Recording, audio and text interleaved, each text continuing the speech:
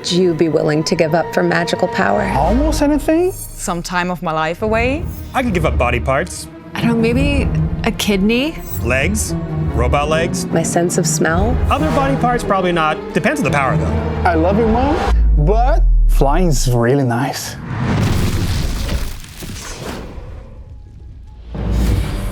Through the mists and into the domains of dread, today we were fortunate enough to get our hands on Warlock, a new action-adventure narrative game from Invoke Studios. Today we'll be discussing some of the spells we got to play with. For our team, it was awesome to be able to tap into Dungeons & Dragons universe to build this game. Like the amount of time we saved by being directly inspired by what existed in that universe, and a lot of us are fans of Dungeons & Dragons. We're going to be diving into our spell books and our toolboxes to discuss how these spells have affected our gameplay today. Well, I think you've all played differently, and that's what we want, right? We want you to be able to go where you want to, where your curiosity drives you, and use the tools differently also. All right, everyone, so how did you find your little vacation into Darkon? Is it your first time in the Domains of Dread? The world was so beautiful, like that you kind of get lost into it, and then someone attacks you. It's like, oh my gosh, wait, I was just exploring. Yeah, your first combat. It just like gripped me in because I was like scared at some times when I got like attacked by the zombies. I was like, ah! So it was like really exciting. Sometimes the monsters that came out behind you and they are after you and oh my God. I did appreciate the you just tapped one button and it just interacted with somebody and it gave you a clue to go somewhere else. Tell me something I don't know. Because that's something you do in D&D all the time. But they're like, what do we do here? I'm like, ask a question or do a check, and then the story progresses from there. So that felt very D&D to me. We got to meet Kaatri's patron in this playtest. I mean, simply put, a warlock is someone that makes a dangerous, very costly pact with a powerful being, in our case, a very powerful witch, for magic. More. You still think this is your quest? What was everyone's first impressions of Tasha? She was so cool. Yeah, I kind of liked her. Oh, I was like, she's spooky. You have to be desperate to make a pact with this lady. She's a very chaotic person. I have seen your heart's desire. She can be a little bit on the edge either way, so you never know how to take her. Jeff, you pointed something out to me while we were playing together about how there's not specifically any quest markers. You're really encouraged to explore.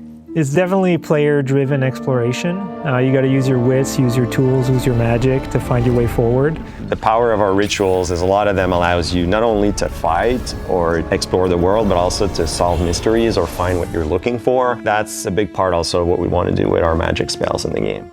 Giving players that agency really lets them loose into the world and lets them express themselves, even in terms of exploration. Let's talk about some of those spells now. You can finally touch your card.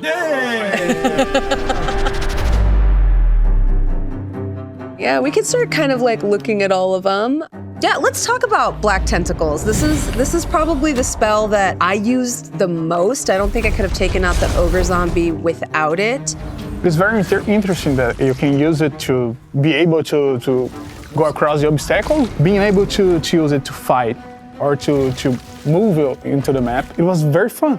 I feel like I used Levitate to just avoid dealing with things. So if somebody was in my way and it's too much right now, there's too many enemies, just throw them in the air. I would just pick them up and leave them there.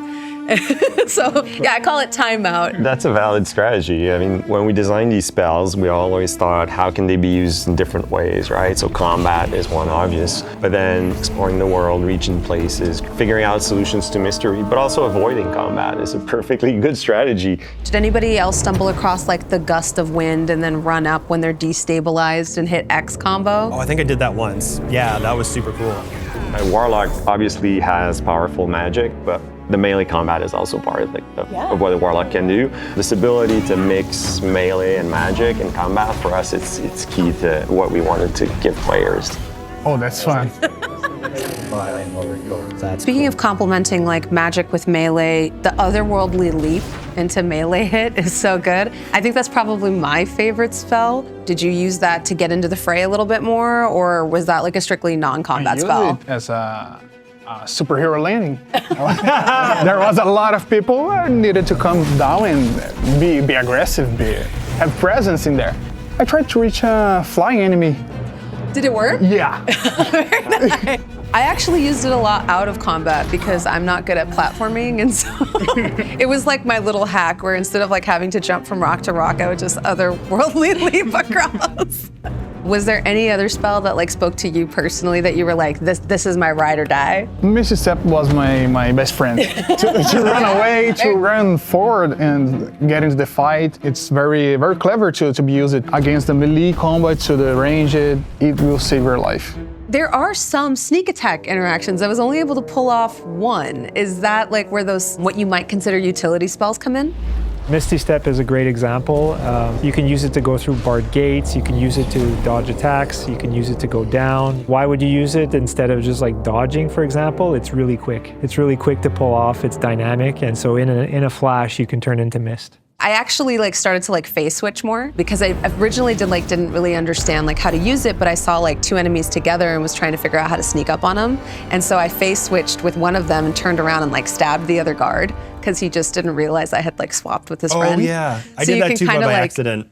Yeah, you can kind of like turn the odds to your favor. I used it where I phase switched with someone standing in front of me, and then we were just looking at each other from different angles. So just know that is an option if you'd like to see what the battle would look like from a different perspective. If you're in like a sliver of health and you notice an enemy around, it's a great way to get out of the way and get an enemy killed like instantly. Yeah, I love that conversation because like our credo on the team is magic is your toolbox. That's how we want to think about how we're building the spells in the game, and you're using your tools in different ways. Eldritch Blast is often considered the bread and butter spell of warlocks. Did you find yourself relying on it a lot? Well, I wasn't relying on it, but I had like this combo of like using gusts of wind to keep them away from me, and then going into the Eldritch Blast, and that was like pretty nice. The Eldritch Shotgun. Yeah. There was a way to upgrade your magic as well. There was like a good like upgrade system for all the different spells, and as I love the Warlock class, like playing in Dungeons & Dragons, there's a variety of different Eldritch Blast types. Yes. In the D&D game, that's also here in the video game too. Hey, there we go. I killed the ogre zombie. I killed the whole zombie.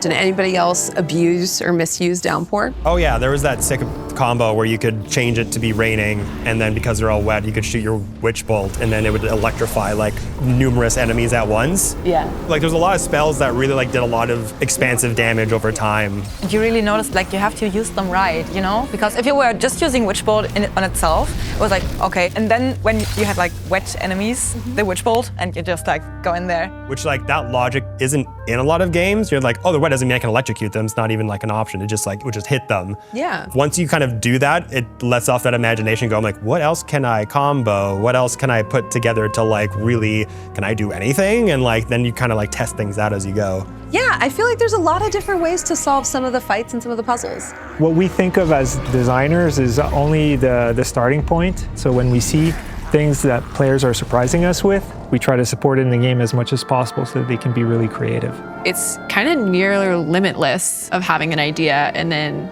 using a spell or combination of spells to execute. You can actually use the spells with more frequency when you're not in combat. Yeah. Once you're exploring in the world, you're trying to find your way forward, all of your tools are accessible. Well, well, look what the mists dragged in.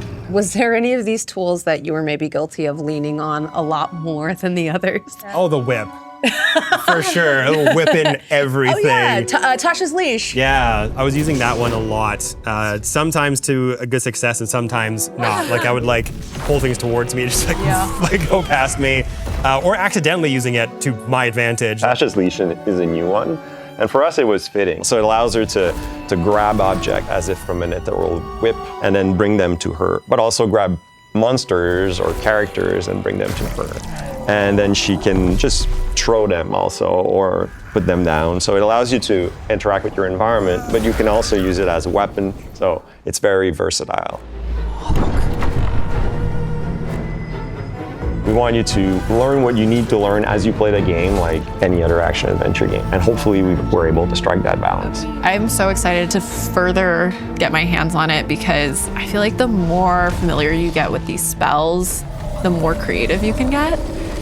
Really had a lot of fun watching you break my game. Which is great. Thank you for hanging out with me, Jeff. I had a blast. It was a super fun time. But as a credit to you guys, you've made a game that's like really magnetic, and I'm already so enchanted with all of the characters and the environmental storytelling. I think we're all very excited. Dun, dun, dun.